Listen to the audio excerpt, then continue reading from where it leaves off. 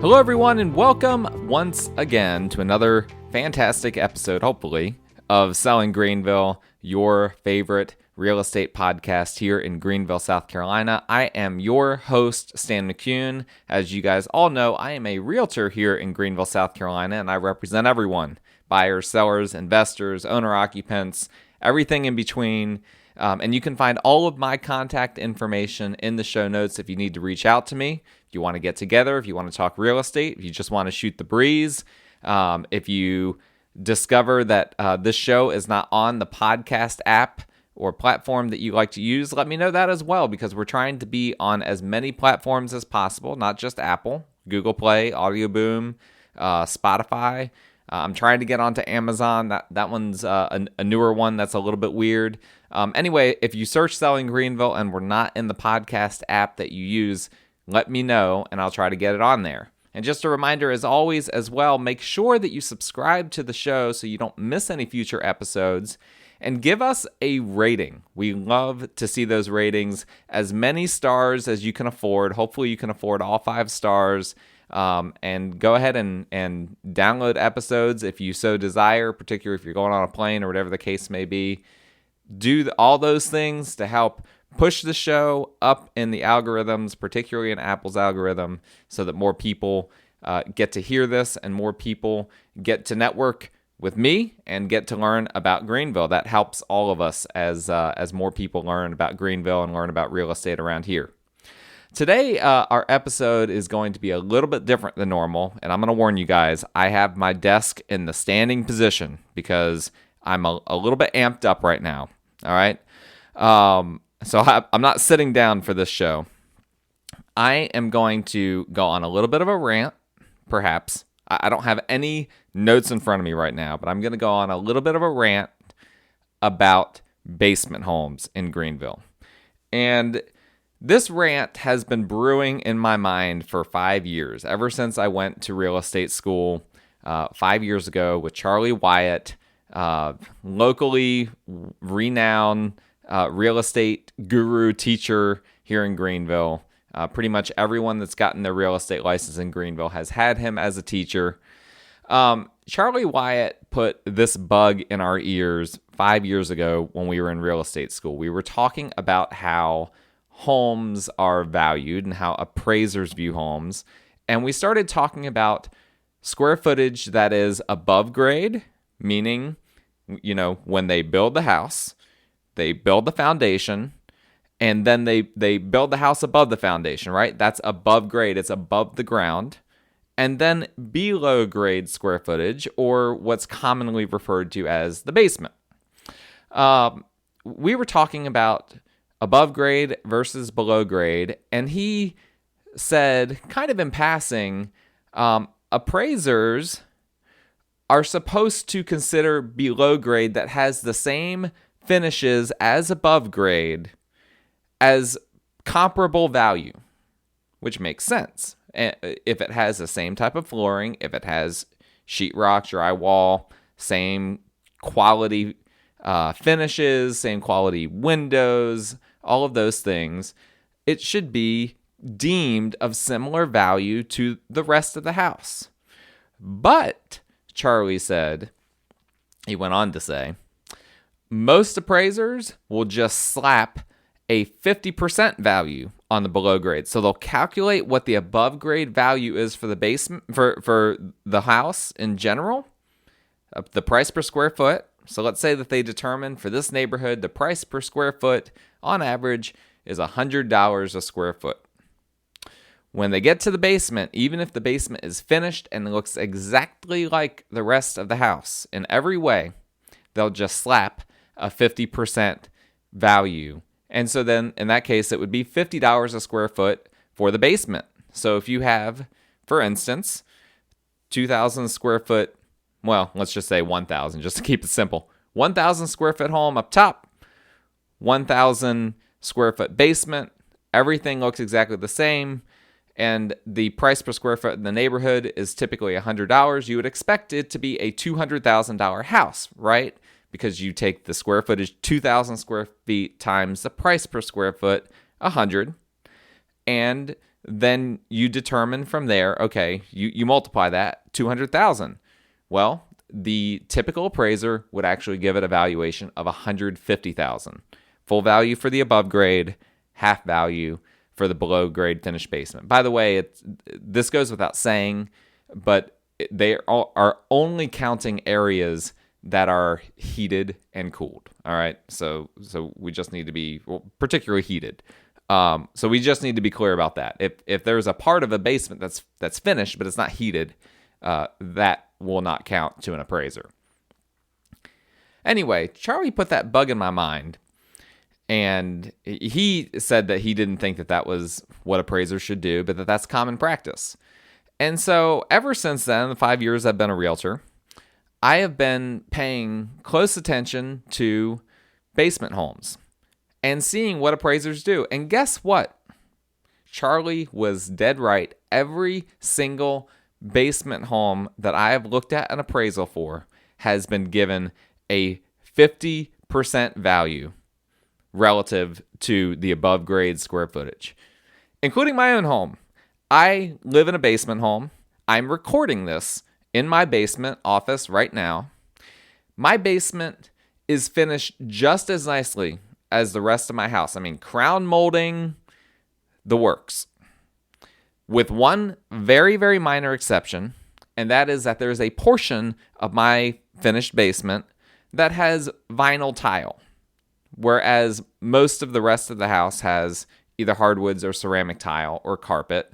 My basement has either carpet or a small section, and there is some ceramic tile down here, and then a small section of vinyl tile. That's the only thing that is different in terms of quality downstairs versus upstairs. But we actually like that. That's actually a feature, not a bug, to use technology term. That's a feature of the house because it's easy to clean, it's durable. If someone, if we have a dog, which we're hoping to get maybe in a few months, if it scratches up that tile, it's not going to be a big deal. Nobody will ever notice. We've gotten 2 appraisals when we bought it, one we refied, and both of them gave a 50% value to our completely finished basement. Now, let me tell you, our basement is the apple of the eye of everyone in our neighborhood. Whenever we have people come down to our basement that are in the neighborhood, their eyes light up because it's very unique. In the neighborhood that I live in, there are not very many basement homes, and among those that have basements that are big enough to actually have square footage, most of them are not finished. And among the ones that are finished, most of them don't run the entire length of the house like ours does. We have my office, we have a game room, we have a guest suite, we have a movie theater room. It is a very nice setup. Okay?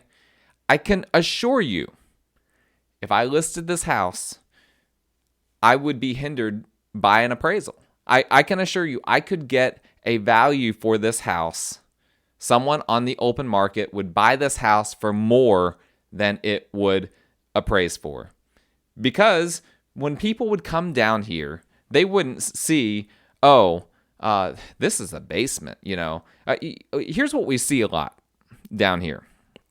A lot of finished basements, the reality is that they don't have similar finishes. If the upstairs has crown molding, the downstairs does not.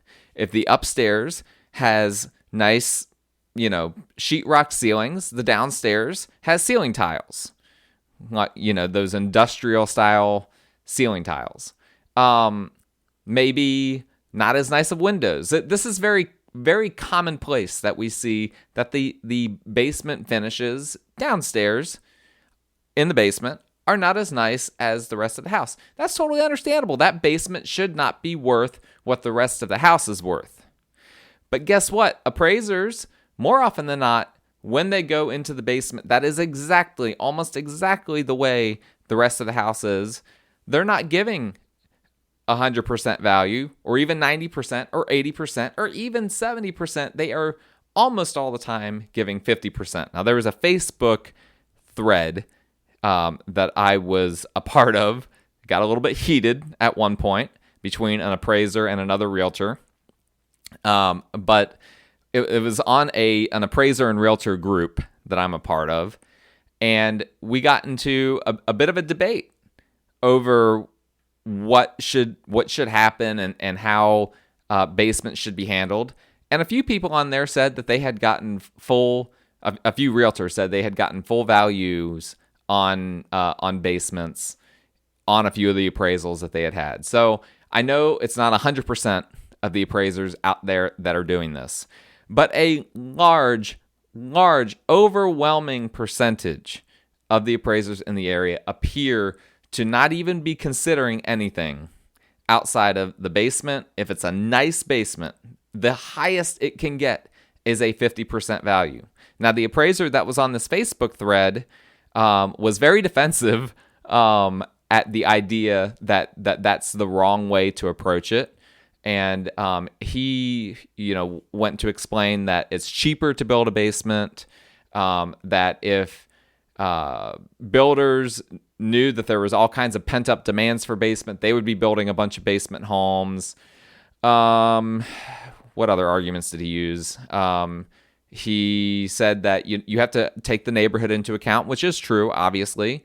But he said that some communities, the basement home is the standard, and they're done very nice. And it's assumed that each home is going to have a very nice finished basement. And so it should be tabulated as a closer percentage to full value on that basis. I don't disagree with a lot of those points. But at the end of the day, first off, let me address the builder concern, right? Our area is relatively flat here. We do have some hills and whatnot, but generally when a builder comes in, it's relatively flat. They don't have a lot of opportunity for building a lot of basements around here. They used to do tri-level homes because we do have some minor hills that are conducive to a tri-level or a split-level home that then has a basement that is partial. And this is what I had at my old house. I had a tri-level home where, so basically you have, if you don't know what a tri-level home is, it's like a ranch, but then you can go upstairs or downstairs from the main level. And the basement was only below grade on one side. So it basically wasn't below grade. I mean, we had windows on every side of the quote-unquote basement. It did not even feel like a basement. We called it the den.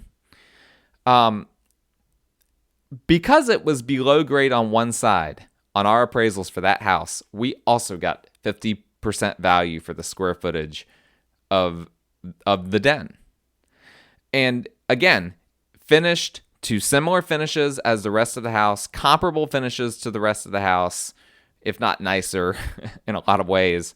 And it was a bit ridiculous in my opinion. And anyway, again, like I said, I don't know where this is going to go. This is a bit of a rant. Where I was going with that is that builders used to build those tri-level style homes with regularity back in the 60s and 70s around here. Those aren't very popular.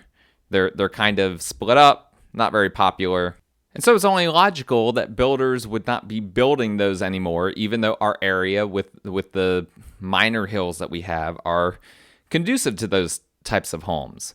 So it doesn't make sense to me why builders, the argument that builders would be building more basement homes. Listen, they just plug things into a computer.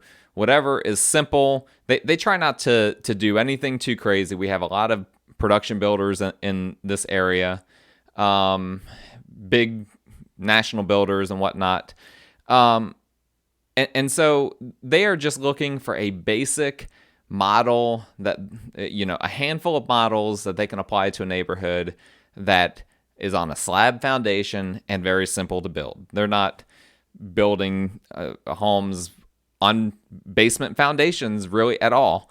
They're just sticking to the level areas and building straightforward homes because I think that just makes the most sense for them to get in and get out, get their money back quickly, not try to do anything too unusual. But there is a ton of demand for basement homes. Let's let's be honest here. The people, and here's the part of this that frustrates me, right? The people that are looking for a basement are looking for a basement. They're not okay with that basement being a second floor or something like that. They're not okay with it being a ranch. They want a basement home. And the people that are okay with a multiple level home, a 2-story home, a 3-story home, I can't think of a single one of those people that would not be okay with that second story being below grade as opposed to above grade. I can't think of any of them. Think about it this way. Let's say that you're looking for a 3,000 square foot home. Almost any, if you're looking at a home that is, 25 years old or newer, pretty much any home that you come across is going to have a second story if it's 3,000 square feet. They didn't build the past 25 years a lot of 3,000 square foot ranch style homes. They're almost all going to have a second floor. An appraiser comes in and they look at, let's say that they are looking at 2 houses in the same neighborhood. The one house has that second floor above grade, so you have to go up to go to the second floor. And usually the way the floor plan is you've got on the main level, you've got your kitchen, your living room, your great room, your dining room. All of those things are on the main level. You go upstairs, you might have a master bedroom on the main as well, perhaps. You go upstairs, you've got all the other bedrooms, perhaps the master bedroom, maybe the laundry room, maybe a bonus room, something like that. And that's the layout. Well, if they're looking at a home that has that layout versus a home that has something very similar, but instead of a second floor above grade, they have that second floor below grade in the basement, the appraiser is just going to give it a 50% value. There's no one that is okay with going upstairs to a second level that I can think about that would not be okay going downstairs to the second level from the main level. It does not make any sense. And so many people are looking for that cozy basement. I mean, the reality of the situation is where we have our movie theater room, that room would be so much more challenging to create if it wasn't for the fact that we're in a basement. We've got a great closet area that makes for an incredible, we had a ton of tornado warnings earlier this year. It makes for a great spot for us to bunker and hunker down during a tornado warning. I mean, there are so many benefits that you don't think about that a basement gives that are so much better than going to above the house. They're easier to maintain in a lot of ways. You got a pressure wash? You don't have to pressure wash the second floor of your house. You've got a very much easier way to pressure wash. You've got to get onto the roof or something. It's much easier. You don't need a 25-foot ladder to get onto the roof. There are so many different little benefits like that to a basement home as opposed to a 2-story home, a traditional 2-story home that a lot of people don't think about. But once they have the basement, they realize it, and it's such a perk. And it's, you know what? People love, again, a lot of the reasons why people love basements is because they can make it like a rec room and then it goes right out into their backyard. Again, those are not the types of things that you have when you have your bonus room on the second floor versus having your rec room or your bonus room or your den or whatever you want to call it. Man cave is, kind of an old term that people are trying to retire. Whatever you want to call it downstairs, it gives you more flexibility. And at the end of the day, there are vastly more people looking for basement homes than I can't think of a single person that I've ever worked with that said they specifically wanted a 2-story home. People either want ranches or they want homes with a basement. And sometimes people will be okay with having a 2-story home or a 3-story home. It's not, they don't rule that out, but that's not a perk to them. They're not saying, oh man, I've got to have a second floor. The only exception perhaps would be, the perk of having a bonus room on the second floor. But that's because there aren't very many ranch floor plans that have a bonus room on the main level. Those practically don't exist. I mean, there are some exceptions. I have a listing right now. If you want to look at 114 Chartwell Drive, I have a listing right now that is a very rare one where the garage, where the garage normally would have been, they did a bonus room instead on a ranch floor plan. But that is the exception, not the rule. And so nobody is clamoring for two-story homes. They're just kind of forced into getting 2-story homes typically when they need the square footage. But there are a lot of people clamoring for homes that have nice finished basements. Now, in talking with the appraiser, again, this was on a Facebook thread, so I didn't talk to him in person. I have talked to some kind of in passing over the years about this, but not in a ton of detail.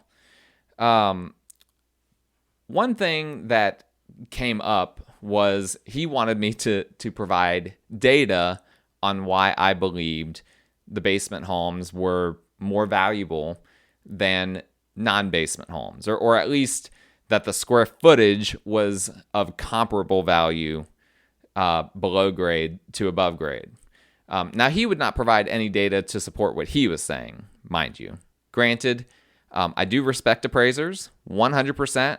I get calls. Let me say this real quick because I don't want people to think I hate appraisers. If there's an appraiser listening to this, getting riled up, that's not what I want. When I have an appraiser call me, and I have this happen usually once every few weeks, an appraiser will call me and will say, "Hey, I'm running comps for a property, and one of your listings that you sold popped up as I was doing the comp search, and I have some questions for you. Do you have a minute?" I will drop whatever I'm doing to help that appraiser because I want appraisals locally to be as accurate as possible. And I want to do whatever I can to help an appraiser get that accurate appraisal. Because I could be the realtor representing the buyer for that property in theory. Obviously, he wouldn't be calling me if I was the buyer's agent. But I'm saying theoretically, I can empathize with whoever the buyer's agent is that they need that appraisal to be good. They need that appraisal to be accurate. They want that appraisal to be accurate. All parties do. And so I do whatever I can, whatever is necessary in order to help appraisers. I try to keep my listings very accurate. I put all my floor plan measurements in my listings. I do a lot of things in order to keep these things accurate. So I'm not anti-appraiser. Right? I respect appraisers' opinions, and it's not easy to be an appraiser. There's a lot of training that they have to go through and a lot of things that they have to go through, and I fully understand that. I fully respect that. What I don't respect is the idea that one size fits all. That's the part of this that is confusing to me, how an appraiser can just ignore data and just say, no, one size fits all. And at the end of the day, the appraiser represents more so the lender, the bank providing the financing. They're doing this more for the bank that provides the financing than they are for the buyer, unless there's no bank involved. And so there are some things that lenders want appraisers to do that might be contrary to the market or counterintuitive, and I understand that as well. All right, lenders are trying to protect themselves. So we have to keep that in mind, that an appraiser might do some things occasionally that are counterintuitive because they kind of have to based on what the lender guidelines are. But this appraiser that I was talking to would not provide data. He copped out when asked to provide data. And he told me to provide data, and so I did my best. Now we have a challenge in the Greenville MLS, and here's what the challenge is. The price per square foot that the Greenville MLS calculates is based on the above grade square footage, and there's no place in it where it shows you what the appraiser valued the below grade square footage as. So if there's no way for me to look at the data in Greenville MLS and say, okay, all of these basement homes were given a 50% valuation, and all of these basement homes were given, 70% value relative to the above grade square footage, et cetera, et cetera. There's no way for me to do that. I'm looking at the data with both my hands tied behind my back because I'm looking at an incomplete picture, and there's no way for me to complete that picture. And for me to really get into the nitty gritty of how this all works, how this all plays out, where there are instances where a basement home was undervalued, I'd have to spend, an incredible amount of time analyzing individual properties, looking at all of their comps. At the end of the day, I'm not going to do that just to prove a point on Facebook to an appraiser, right? And obviously he wasn't going to do that either, even though that data should have been easier for him. That said, I was able to pull some metadata. I was looking at basement homes and running some numbers on the basement homes and seeing what in general they are selling for, what the general statistics are on basement homes. And we have a field called in our MLS in Paragon, which is a software that we enter listings into.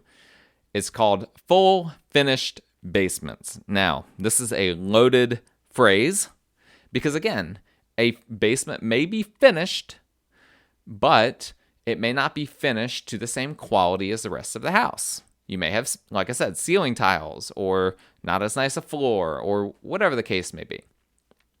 And so, again, this is why, without me going into the nitty gritty and looking at all these individual listings, it's a very incomplete picture. I'm looking at the picture in black and white, and it's a little blurry. And I would much rather it be in color and full resolution, but there's just no way for me to do that without, spending like a week going through data.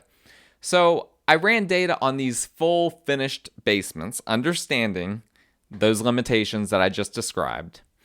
And what I found out is, and this is intuitive, this is exactly what we would expect. The average house that has a full finished basement has an average of 4.05 bedrooms, so about 4 bedrooms, and 2.91 full bathrooms, so about 3 full bathrooms, and 0.56 half bathrooms, or about, not quite a half bathroom. So basically what you can conclude from this is the average full finished basement, which this is exactly what I would expect, is either 4 bedrooms, 2.5 bathrooms, or 4 bedrooms, 3 bathrooms. So I ran averages on the past few months, what those are selling for. And then I took the homes that have no basement, but are 4 bedroom, 3 bathroom homes. These are going to be the homes that are comparable in every other way, except for the fact that they don't have a basement. So these are primarily going to be homes that are multi-level homes. There might be a few ranch style homes in there. But they have 4 bedrooms, 3 bathrooms. Again, it's really hard to compare apples to apples on square footage because of how the data is displayed in the MLS. There are some other challenges there that I would get into. But unfortunately, this was the best way for me to do this, running the data in like a 2-hour time frame. It took me about 2 hours that I was playing around with this. And concluded that this was the best way to do it. So I ran all the data for homes that were 4 bedroom, minimum 4 bedroom, minimum 3 bathroom, with no finished basement at all. Okay? And here's what I came up with. Again, we're not looking at price per square foot because that's difficult to really get accurate numbers on with basement homes. The sold price for these homes was extremely similar. But actually, let me back up for 1 second. After the averages came out, the homes that were that had no finished basement but were a minimum 4-bedroom, 3-bathroom ended up having much better statistics on bedrooms and bathrooms than the basement homes did. So whereas the basement homes averaged 4.05 bedrooms, the ones that in my data that I was looking at that didn't have the basements averaged 4.42 or really 4.43 bedrooms. So almost an entire half bedroom more, and 3.16 full bathrooms versus 2.91. So these are in general going to be nicer homes than the basement homes. We can safely assume that, generally speaking, homes that have more bedrooms and more bathrooms are going to be bigger, and the bigger the home, the higher the value, typically. So, the basement homes that I looked at with the full finished basements, their sold price on average was $335,826, with them contributing their concessions. In other words, closing costs that they paid of the buyers was $2,336. So the total, if you back that out, the total sold price less the seller contributions, less the concessions, was $333,489. The days on market, average days on market, was 62.4. If you were looking at the data for the minimum 4-bedroom, minimum 3-bathroom homes that did not have a basement, their average sold price was $334,013 with concessions of $2,320 for an average sold price less concessions of $331,692. With the average days on market of 69.03 days. So what that comes out to, now again, I'll remind you that those homes, just looking at the metadata without getting deep into it, these seem like these are probably bigger and in some ways nicer homes than the basement homes, the ones without the basements, simply by virtue of them having more bedrooms and more bathrooms. They sold for an average, when you back out the concessions, of about $1,800 less on average, and in about a week's longer period of time than the basement homes did. Now, that's not foolproof data, but I think that gives us a little bit of a glimpse at the fact that the basement homes are more valuable, or at least that they shouldn't be less valuable. Let me say it that way. There's no way to run. I tried to run the data a lot of different ways, and there was no way that I could run the data and at any point draw the conclusion from a metadata standpoint that basement homes were less valuable than non-basement homes. Now, the appraiser I was talking to, he said, well, if that's the case, if a buyer is buying a home that has a full finished basement, if there's such a market for it, then when the appraisal comes in low, the buyer should just bring more of a down payment in order to account for that difference, in order to satiate the lender. And then all of us appraisers will see, okay, now these people were paying more for the basement home, even though it appraised lower, and that will raise the prices across the board for basement homes. Well, that's not fair. That's not a fair standard, because now you're applying, again, an excessive standard to basement homes that you don't apply to non-basement homes. So that doesn't make any sense to me. That's the equivalent of if you have, if all these homes are racers on a racetrack, you're giving them a 5-second head start before you're letting the basement home onto the track. That doesn't make any sense to me, how you would apply that logic. But unfortunately, this is a little bit of a glimpse into the head of appraisers. They see the world differently. They're not looking at the real estate market in the way that the market itself is looking at the market. They're not looking at houses in the same way that the market is. And so an appraisal is not foolproof. An appraisal is very specific. It's accomplishing a very specific job. And I don't want to say that appraisals don't tell you accurately the value of a house, because they do hold some value in telling you what a home is worth. But at the end of the day, if I want to know what the value of a house is, unless it's very unique, right? Unless it's very unique and I want to know what an appraiser would value a house for, I feel like any day of the week, I can figure out a house value on my own by running comps. I can tell you what the market will value a house at. Absolutely. Now, will that be the same as what an appraiser will value a house at, and what a lender will lend on a house? No. Because as you can see from this conversation, from this rant, appraisers, they do not look at it the same as the market does. And I've run into this multiple times over the years. But appraisers are there for a reason. They do have to be careful, and I understand, appraisers got sloppy, or lenders allowed them to get sloppy. Maybe I should say the lenders got sloppy in their standards and whatnot back, prior to the crash in 2008. And so lenders, particularly in our area, apparently, have been a lot more conservative since then, because that's what banks want them to be. And you just need to keep that in mind. As you're looking at homes, it's not always going to be the same what a home is actually worth versus what an appraiser values it as. That's my rant for today. Basement homes are worth more than they are selling for. There is a market out there for them that is being suppressed by appraisers. There's nothing we can do about it at this point, except, as my appraiser friend said, just buy them with cash, which is extremely impractical.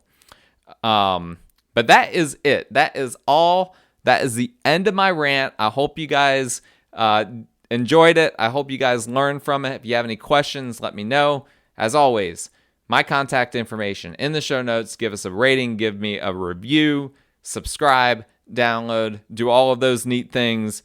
Until next time, let's buy and sell some houses together. Stay safe out there.